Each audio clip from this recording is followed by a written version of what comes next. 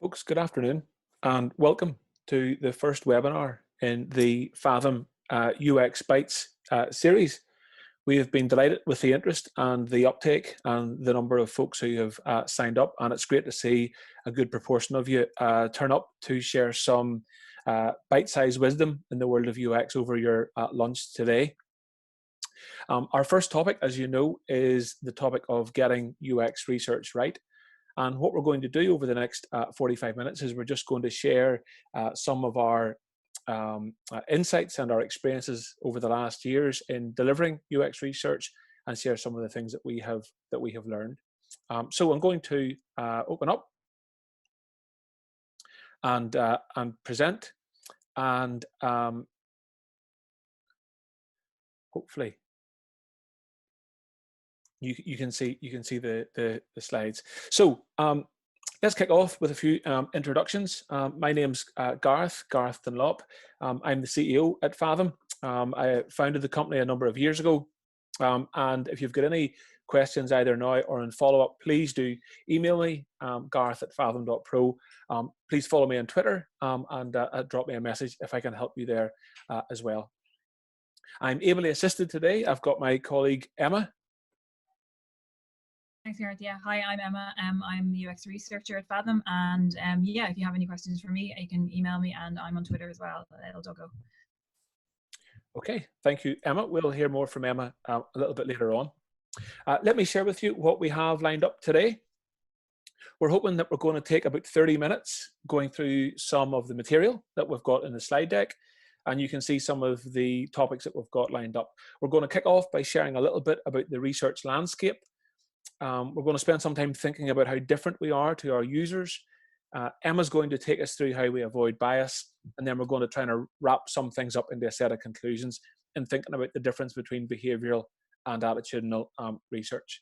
And as you can see, we have left a good chunk of time at the end for Q&A. We're hoping that we'll take 45 minutes of your time, that 30 minutes will be presenting, and a good 15 minutes will be discussion. So as we speak, please do type as many questions as you might have into the questions and answers box. We'll keep a close eye on them, and we will make sure that we address them once we've got through the material.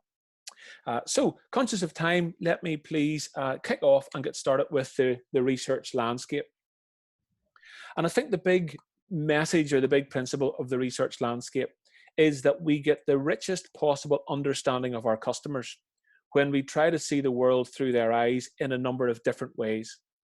What I mean is this: think about a regular graph in terms of Google Analytics and the traffic coming to your website.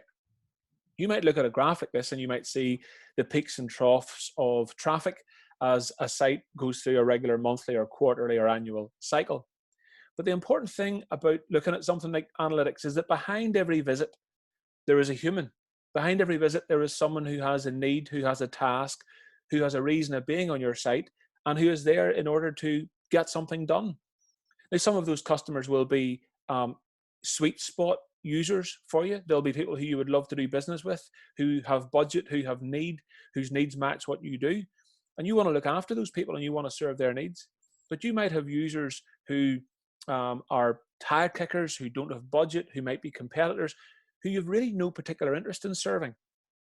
And what I'm getting at here is that the numbers give us a good insight about what's going on, but we need to push and try and understand the human stories behind the numbers.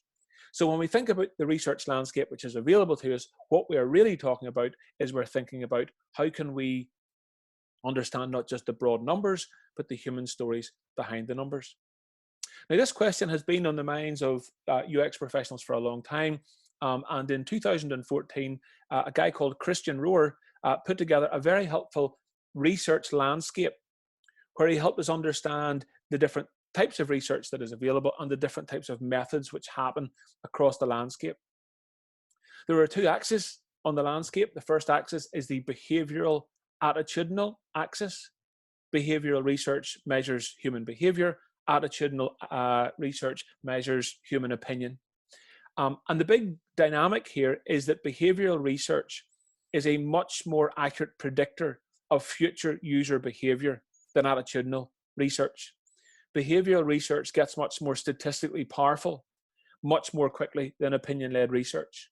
So if we were running a survey, for instance, which measures opinion, we would be wanting 50, 75, 100, a couple of hundred responses to that survey, depending on what we were asking, before we would deem that survey to be statistically meaningful. However, when it comes to something like usability testing, we know that with as few as 6 usability test subjects, we can identify up to 80% of the usability issues on any given task. By the time we've got to 12 subjects, we can be confident that we've got 100% of usability issues on any given task for most tasks. So behavioral research is a very powerful mechanism by which we can understand how our software or our designs or our digital products work in the real world. And it's also helpful because it's a real predictor of future performance. The single best clue as to how I will act and behave today, tomorrow, next week is how I acted yesterday, the day before that. As you might know, in American politics, Obama and Trump, they haven't really had too many public spats, but last week Obama said, how is our president going to behave this week and next week? Well, he's going to behave the same way he's behaved for the last 4 years, for the last 20 years, for the last 72 years of his life. So there is something very accurate about using current and previous behavior as a barometer of likely future behavior. The other axis then is the qualitative axis. Quantitative information tells us what's going on. Qualitative information gives us clues as to why it's going on. So to give you an example of that in action, let's say you ran an e-commerce website, and let's say you noticed that between step 3 and step 4 on the checkout process, 75% of your users fell away and didn't complete. That quantitative insight would correctly tell you that you're almost definitely letting your users down. 3/4 of them aren't going any further. But what do you do about it? What's the problem that you need to fix? Why is that happening? Well, the answer is the quantitative information alone cannot and won't tell you. So what you might do is you might set up an exit survey. And as users try to leave, you might ask them, we see you're trying to leave the website. Why are you leaving? Now, most users won't tell you, but some will. So let's say you display that question 10,000 times and you get 1,000 replies. And of those 1,000 replies, 500 of those replies are to do with postage and packaging. Perhaps it was too expensive, or it was confusing, or it was poorly calculated, or it was mentioned too late in the flow. You have a bundle of information around the reasons why people were leaving. All of a sudden, what you've got now is you've got the quantitative insight, 3/4 of people are leaving, with the qualitative insight of the people we've spoken to, half of them are leaving because of postage and packaging. You can bring that qualitative and quantitative, those insights together, and all of a sudden you're empowered to make design decisions. So the reason that I share that is I want to build up this picture that when we get both behavioral and attitudinal, and we also get qualitative and quantitative insight about our users, it allows us to build up a rich picture of their motivations and their needs and their behaviors and their actions, the things they need, the reasons that they're behaving in a certain way, the reasons they're not completing tasks or not finding what they want. There's a richness to choosing the right methods across the research landscape, as Christian Rohrer has put together. And I think the big message or the challenge that we'd love to leave with you as part of today is to encourage you to get out of the data quadrant. Don't spend all your time purely in the data. Now, the data is massively valuable in helping you understand what the people do and helping you understand how many people are doing it or how much is it happening. It gives you a really good broad picture. But as you can see, according to Rohrer, why and how to fix tends to be over onto the qualitative side. And that's where we go digging to find the human stories and the motivations behind what the numbers are saying. So here's how we sometimes lay out the graph. You'll see in the top right-hand quadrant, we've got our quantitative statistics, our analytics. We don't have time today to go into analytics in too much detail. Hopefully we'll get a chance to do that on another UX Bytes. All I'll say is please invest in your data layer. We often come up against ambitious design teams and ambitious UX teams who are trying to attract the attention of senior managers and budget holders to do UX projects. And because they've underinvested in their data and underinvested in their numbers, they can't speak with the articulateness if that's the right word. They cannot speak articulately in a language that the board understands about how their digital products are behaving. And you can only do that if you properly invest in your data layer. Moving over to the top left quadrant, we're still in observational, so we're measuring behavior, and we're in qualitative, so we're wanting to understand why things are happening. Everything in the top left-hand quadrant involves watching humans use technology or use computers. There's a big fight as we move over to qualitative to specifically try to mitigate against bias. For instance, we know that if you're sitting on your couch on a Wednesday night and you're wanting to buy a pair of jeans for the weekend, you may remember when we used to go out at the weekend, you might sit on your couch and you might be drinking a cup of tea and you might be looking around your favorite e-commerce website and looking for a pair of jeans. And if that experience gets frustrating or confusing, you might just give up and close the laptop and finish your tea and watch television instead. But if you as a user are invited into a lab and you're being watched and there's a researcher beside you and the researcher asks you on that Wednesday night to find a pair of jeans, you're much more likely to work harder to find the pair of jeans than you might be in the real world. And so because things like usability testing have an artificial nature to them, we got to work really carefully to make sure that how we construct our tests, the questions that we ask, how we put users at their ease, how we reward them in terms of the level of incentive that we give them, we've got to make sure that we set that up to be as true to real life as we can possibly make it. And because of that, whereas usability test is about bringing the user to where the researcher is, contextual inquiries and field studies are about bringing the researcher to where the user is.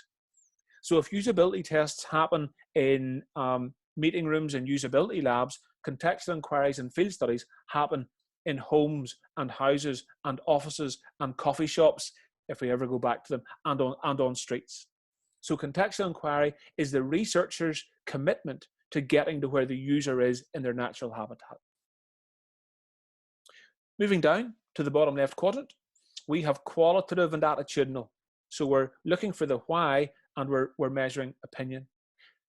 All research is prone to bias, as Emma will share in a few slides' time, but that bottom left quadrant is the bias red zone.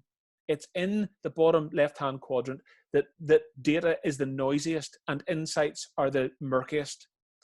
So you might be tempted not to go in there, but the difficulty is it's often in that quadrant where we discover the gold. We get the nugget, we get the little insight, the throwaway comment that the user makes that actually unlocks the puzzle for us.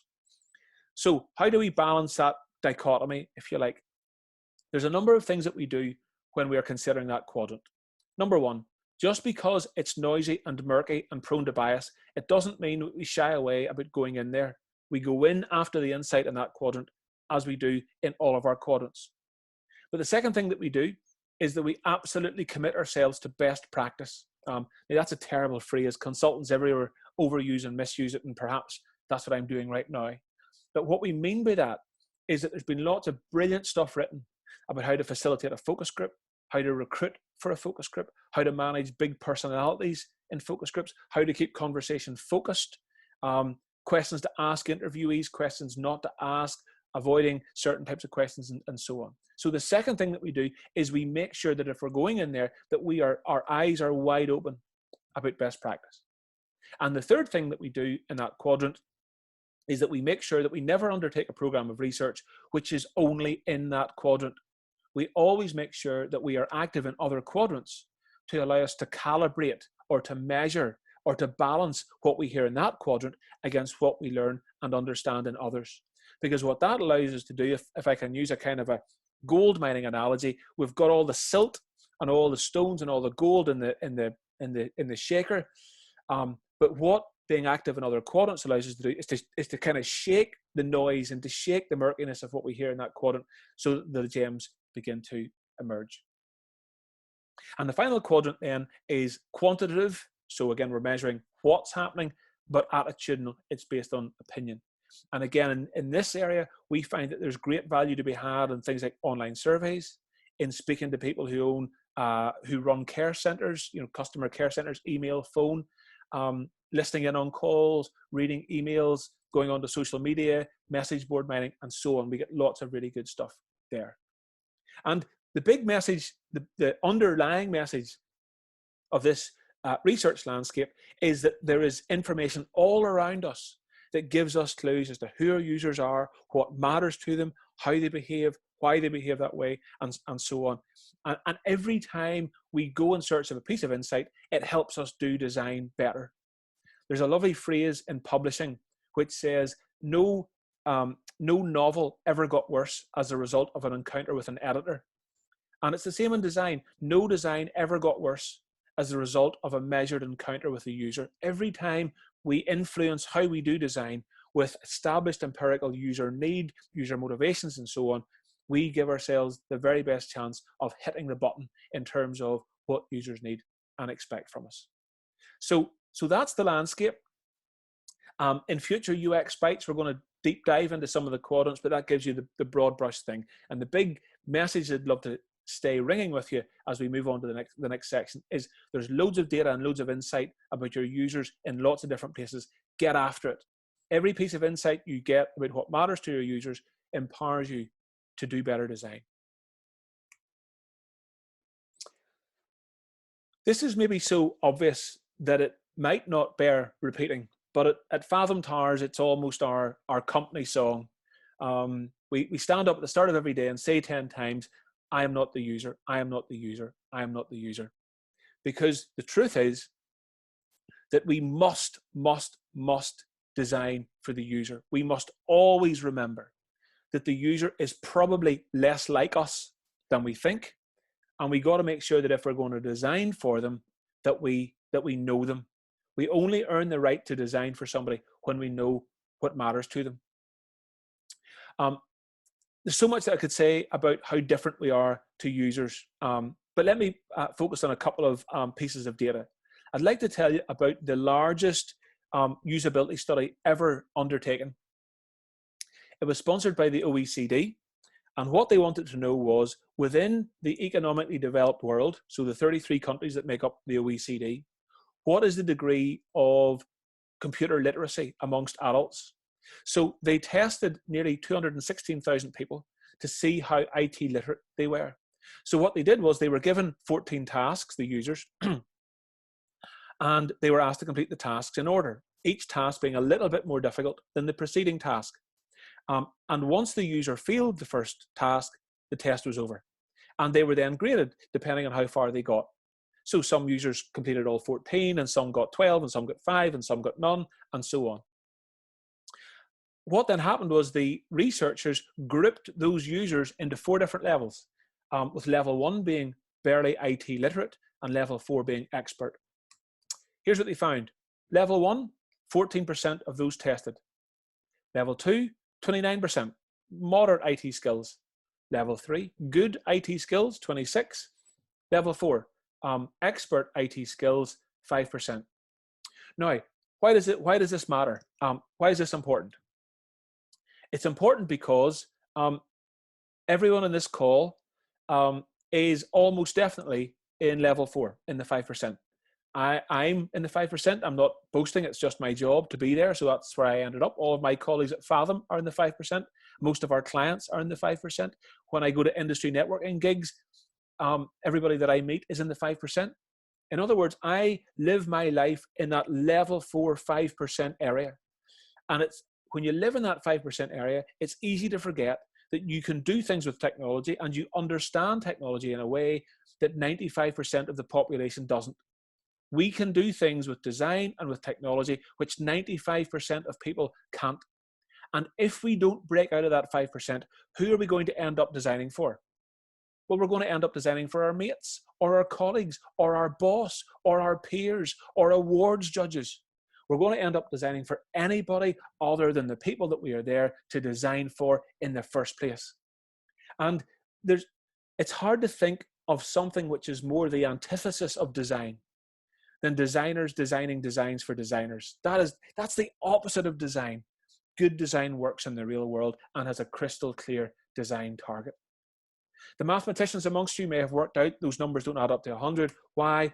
Well, the answer is because a quarter of the people were deemed to be IT illiterate.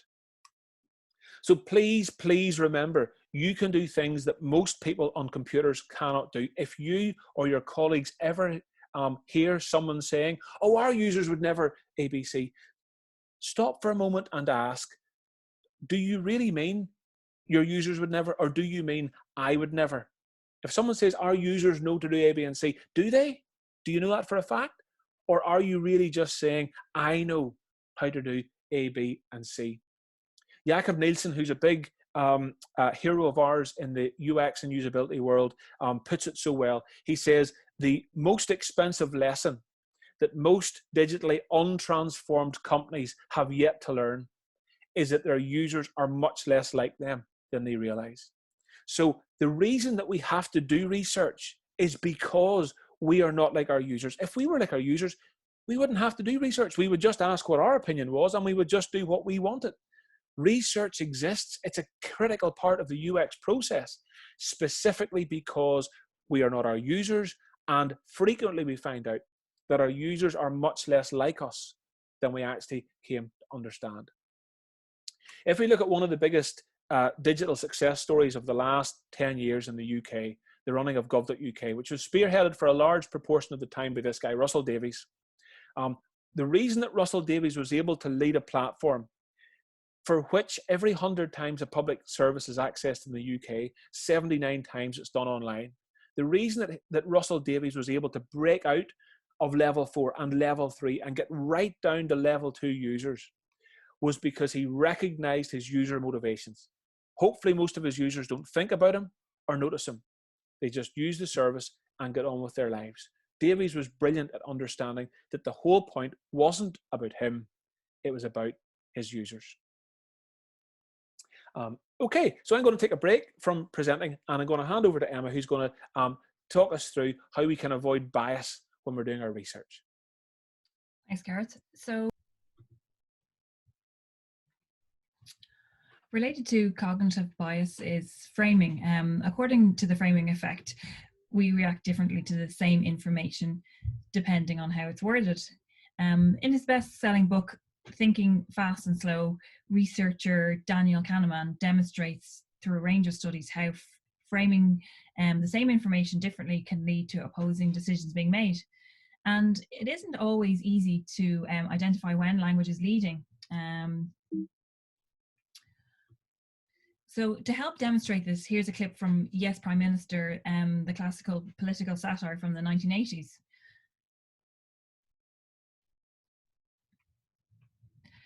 This clip brilliantly shows the use of leading questions in action. The first set of questions are designed to and presented in a way to trigger agreement. So yes seems the obvious answer to each of the questions. And in the second half, Sir Appleby demonstrates that flipping the questions can make the respondent oppose the introduction of national service. So leading questions have the potential to subtly change respondents' opinions about a topic and to answer them in a particular way. So in research, it's really important to recognize our own biases, because you may frame the questions that confirm your hypothesis instead of finding out what the objective truth is.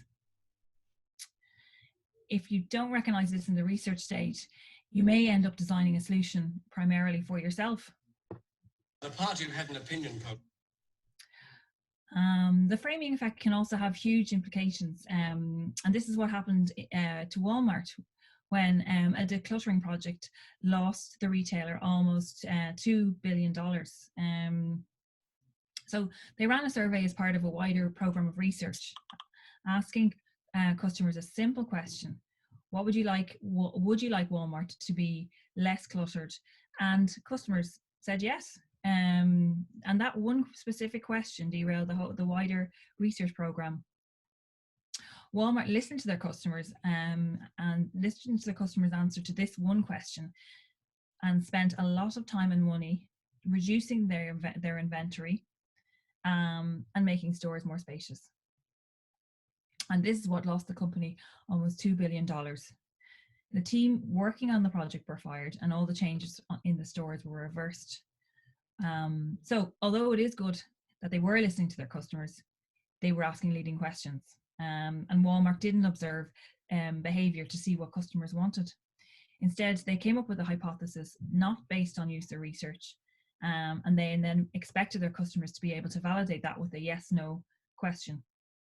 What they should have done is they should have examined consumer behavior in the stores, and they would have noticed, for example, that people did like to see bargains at the very front of the store. Instead, they came up with the answer first and then asked customers to agree with it. So observing is more powerful than listening. So the lessons really don't ask customers for answers. That's your job. It's your job to figure out what problems your customers are having. And this is related to the famous quote by the great innovator Henry Ford, who over a century ago revolutionized the motor industry. He provided affordable cars to the masses and is credited with introducing the moving assembly line into his factories. He's also credited with famously saying, if we'd asked our customers what they want, they would have asked for faster horses. And the point Ford was making here was conceptual. His customers wanted the ability to move faster from point A to point B. And if he had have asked them for the literal interpretation of what they wanted at the time, they would have said faster horse. Ford understood the problem. People needed to travel faster. They just didn't know how to go about it. And this is where research insights can help to guide innovation. Investing in getting to know a user's problem and not what they think the solution is.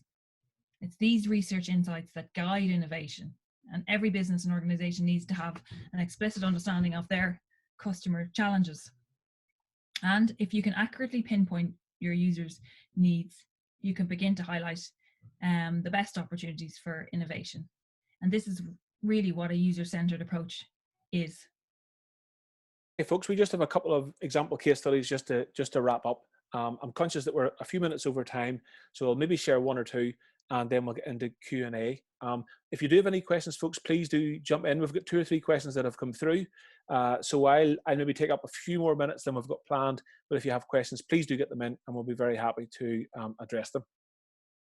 So let me show you a couple of examples of behavior versus opinion in action. They're not from the world of technology, but I hope what they do is let you see how a rounded approach and a behaviorally driven approach helps us to uncover really excellent nuggets. Let me tell you about Heinz in the early 1990s. Heinz, as you won't need me to tell you, are a global mega brand. They are up there with McDonald's and Nike and some of the world's most recognizable brands. Not only are they a mega brand, in nearly every geography within which it is sold, tomato ketchup is the #1 tomato sauce brand. But it's not just a slight #1, it is a dominant #1. In most geographies, it accounts between 80 and 95% of all market share for tomato ketchup. So they had a unique challenge. The question was this: have we sold as much tomato ketchup as there is to sell in the world? Unless we find life on Mars, should we accept that this is as much stuff as we can sell? And being good marketers that they are, and being good researchers that they are, they wanted to work out, is there something we can find out about the market, which tells us which of the 4 Ps we might switch in terms of product, price, promotion, place, that we might change that might help us sell more tomato ketchup. So they started with their customers, and they put cameras with their customers' permission in the kitchens and dining rooms of lots of customers all over Europe. And they selected customers at different stages of life. So older couples for whom the kids had left home, young families, students living together, young couples just moved in, and all that sort of stuff. And they observed people using the product. So lots of the things which they found out didn't surprise them because they were consistent with what they already knew. So they understood the role that tomato ketchup played both in terms of preparing a meal, but also during the meal.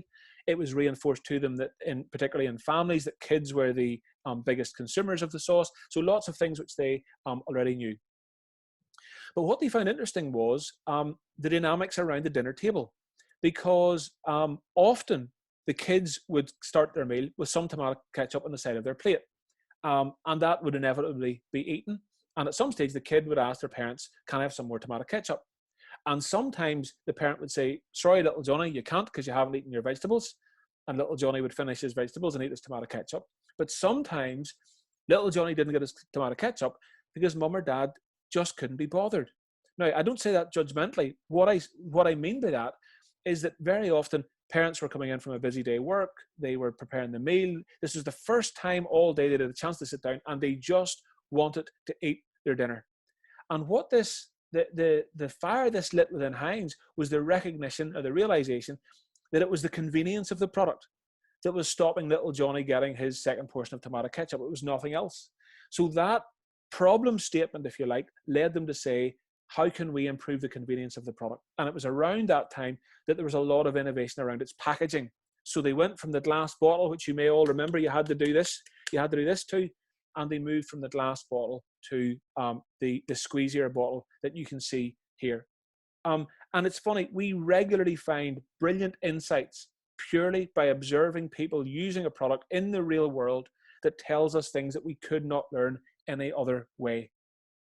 And that's the key. There's no usability test that you could set up. There's no survey question that you could ask. There's no other way of finding out that it was the convenience of the product that was the piece that slowed people down. And what this brings us back to is the power of our observational research versus our behavioral research.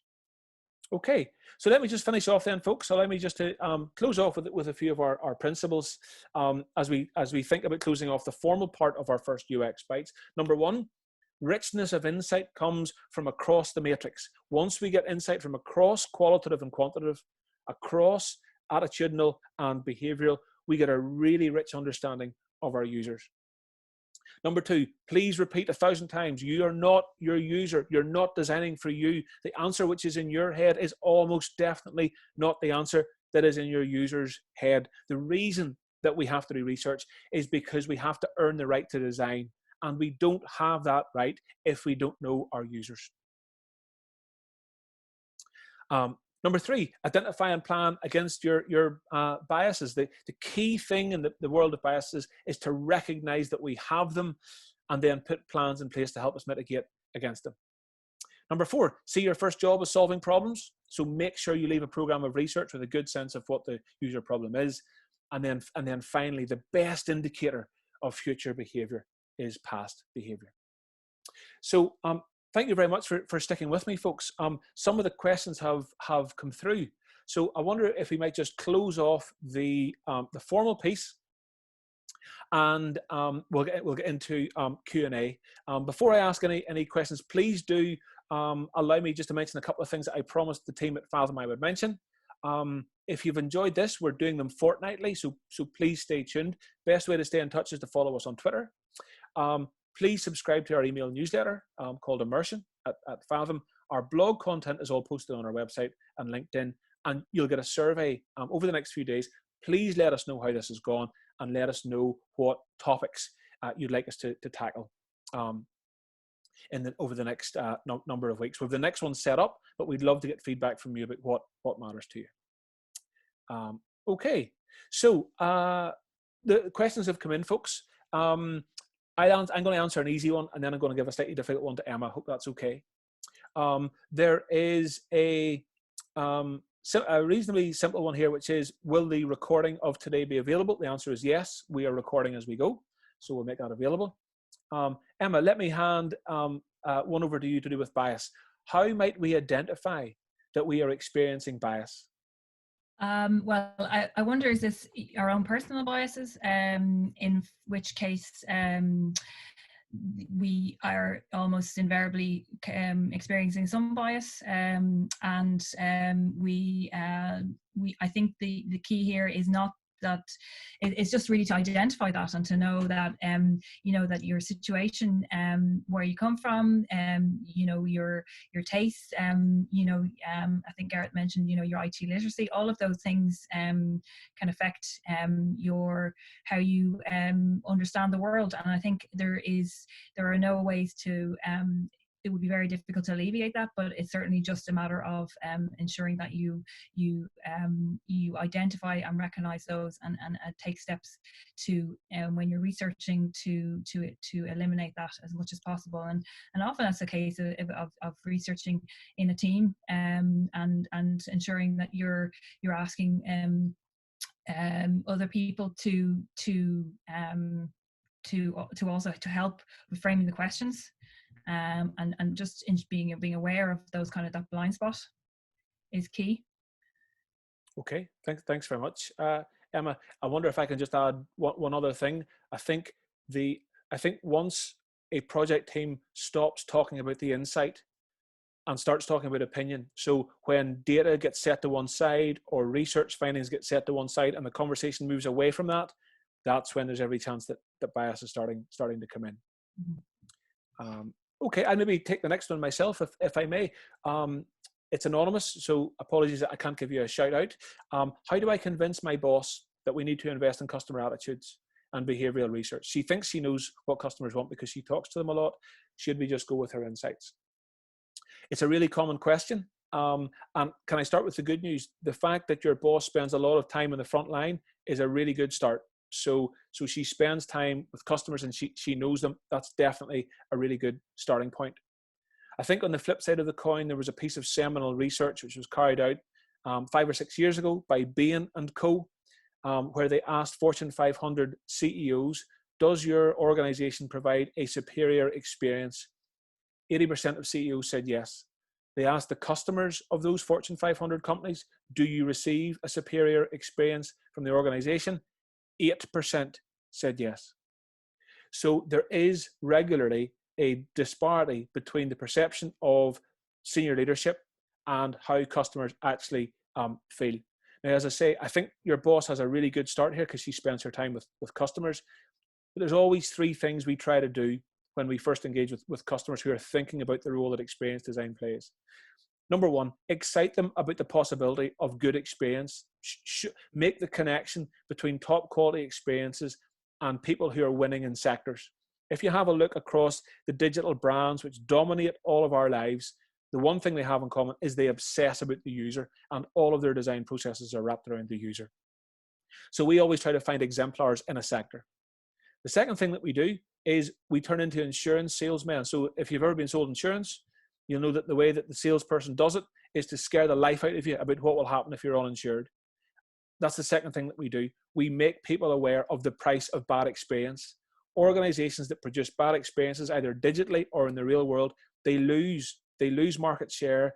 Their competitors win. They lose margin. They can't deliver on a premium price. Their call centers are bunged because customers can't get answers online.